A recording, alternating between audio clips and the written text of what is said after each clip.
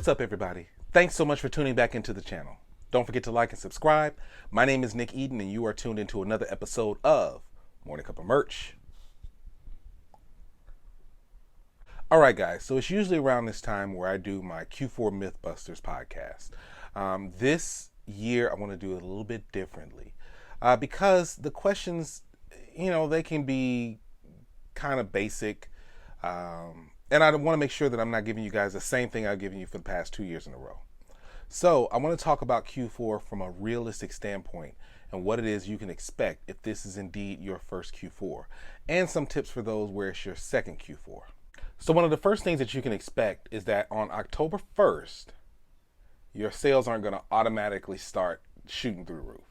That's the first thing. Some of you may see the increase now. I'm already starting to see some of the increase. Not a huge increase, but I am starting to see some of those items that typically don't sell until around this time. And it's pretty much the same type of items that sell. And that's outside of the holiday stuff. So yeah, I've had some Thanksgiving things sell. I've had some Christmas things sell. I actually even had some Black History Month stuff sell. And obviously Halloween. Now this is the time where Halloween stuff is going to start picking up. But just because you get to October 1st, that doesn't mean that somebody hits a switch and automatically it's Q4, the sales just going to start flooding in.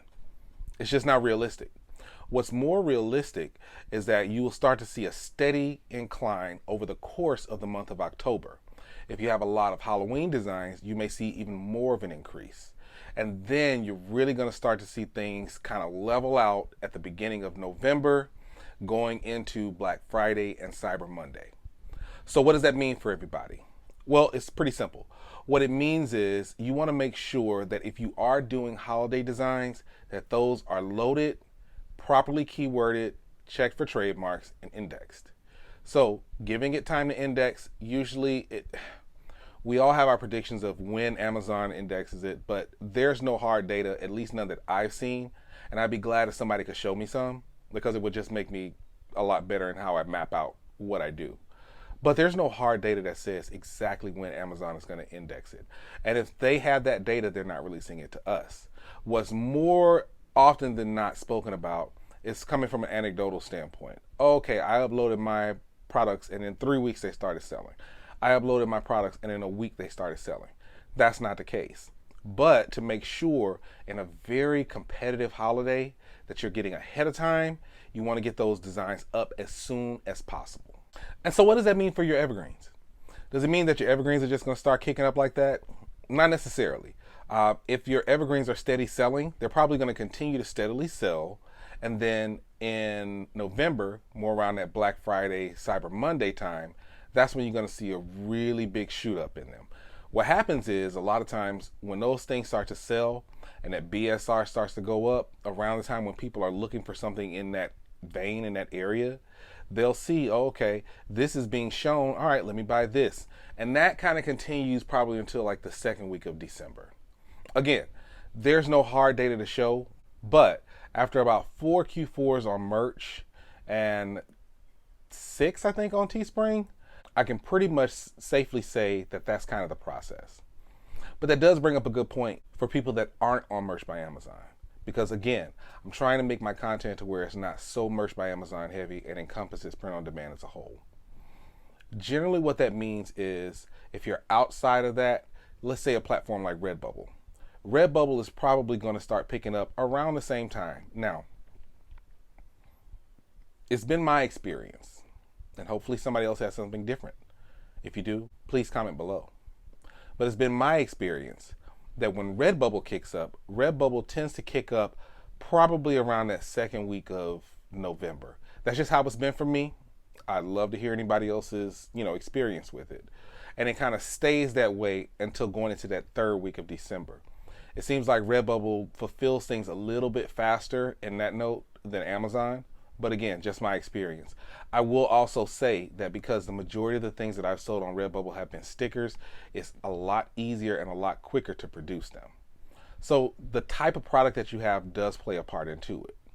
And if you want to take that back to Merch by Amazon, I would also say that pop sockets tend to sell a lot further along than t-shirts because they can be produced quicker than the t-shirts can. So for instance, my pop sockets, probably about that third week of December last year, The only thing I sold was pop sockets. Quick to produce, they make great gifts, great stocking stuffers. So if you have not been doing a lot of research and putting a lot of energy into your pop sockets, that's something you might want to seriously consider. Just a thought if you're on Merch by Amazon. If you're on Redbubble, definitely the stickers. That might be your bread and butter going into December. The beautiful thing about this is that there are so many different platforms that you can sell on, and all of them kind of have their own little algorithm. Each platform is different. So you have to assess which platform you're on and, really just see, okay, what are the selling patterns there? And so there are a few ways that you can do that, and I think this kind of goes more into your prep. Now, full disclosure, I am an affiliate of Merch Informer, but I will say that when it comes to checking the trends and the patterns, and I don't mean trends like trending shirts, but the sales trends, Merch Informer is probably one of the better platforms that you can use that can show you that data of how it started to sell, when it started to really kick up on its BSR, and when it started to fall off. And that might give you a pretty good indication of how those things are going to perform around that time, particularly when you're talking about holidays and even some evergreens. I mean, you get to talking about things that are seasonal here, things that start selling, 90 days, 30, 60, 90 days above the time that it hits. Like, for instance, Mardi Gras. Mardi Gras, you might start seeing those things pick up. I actually sold a Mardi Gras shirt now that I think about it.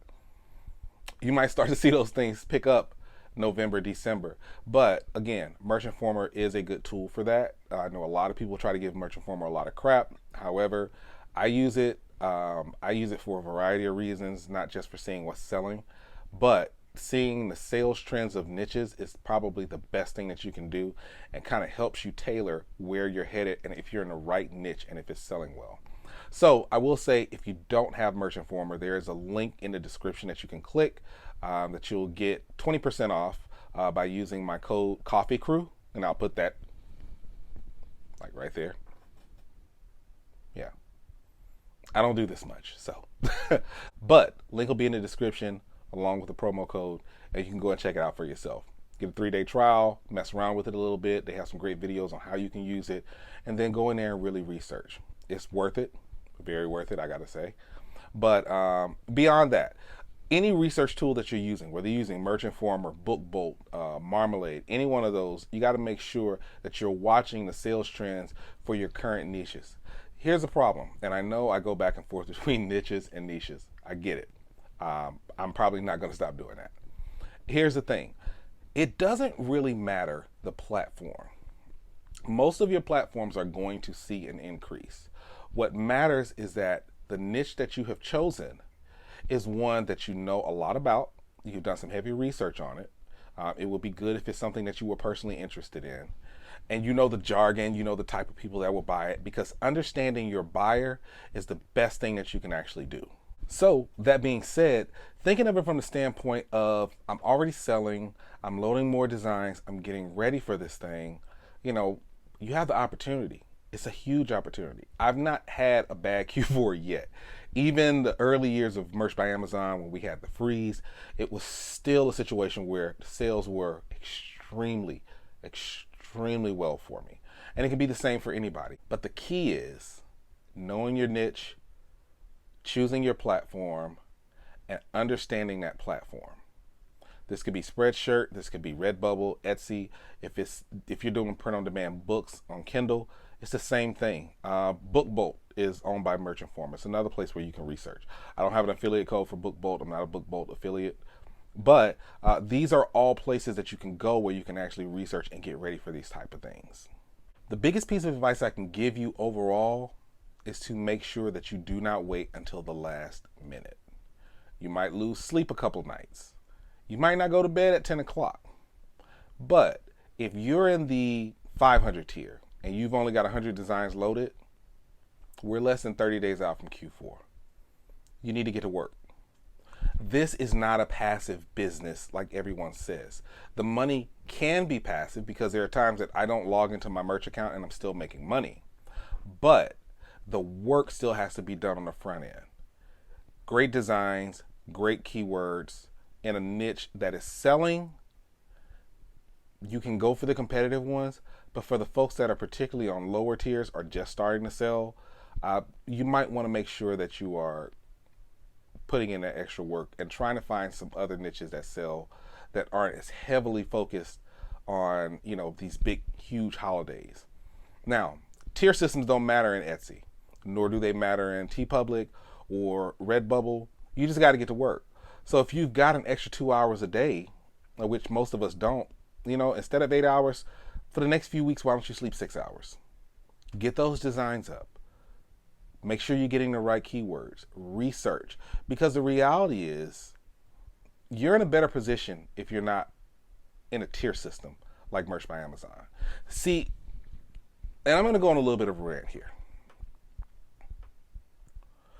The beautiful thing about Merch by Amazon is it's got some of the best and biggest organic traffic out there. The bad thing about Merch by Amazon is it's got some of the best and biggest organic traffic out there, which means everybody's trying to get on that platform. Not to say they're not getting on Redbubble or TeePublic or Society6 or Designed by Humans or any of the other ones, but folks know if I can get into merch and I can make some money, let me go ahead and do it. But I've said this week after week. I know people who don't sell on merch, that sell on other platforms, and they're not even thinking about Merch by Amazon. And they make a lot of money doing it. With merch, if you just get in now, you're at the 10 tier. You got 10 designs that you can load amongst their marketplaces, but even then, you only have so many days, so many uploads per day that you can actually put up. Redbubble, the reins are off. Etsy, the reins are off. Well, Redbubble is like 60 a day. But 60 a day, I mean, let's just be honest. Don't restrict yourself to just one platform. I love Merch by Amazon. I do. I truly do. And I defend it everywhere I go. But you cannot put all of your eggs in one basket. That's the complete antithesis to even starting your own business. So don't limit yourself. Spend that extra 2 hours a day. I know you get tired. I know Redbubble's uploader is not the most convenient. And even if it's not Redbubble, wherever it is, just spend that extra time. The marketplaces that you put a lot of concentration into and you market well, and we'll talk about that in next week's shows, those are going to be the places where you see the biggest return, period, because you're putting that time and effort into it. So, rant over.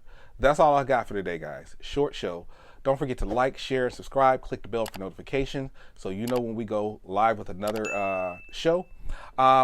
Tuesday, this coming Tuesday, I'll actually be back on Clubhouse. We're doing a Q4 print-on-demand question and answer session. It's going to be myself and Cinquanta Cox-Smith.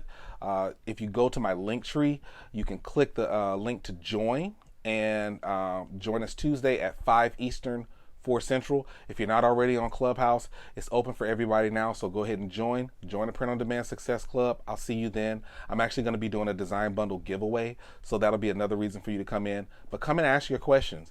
It's going to be other people there that are POD sellers, experienced and non-experienced, and so there's no question that's stupid. There's no question that's too elementary. Just come and learn, because I want to see people make a lot of money, and you can make as much money as you want to with Print on Demand.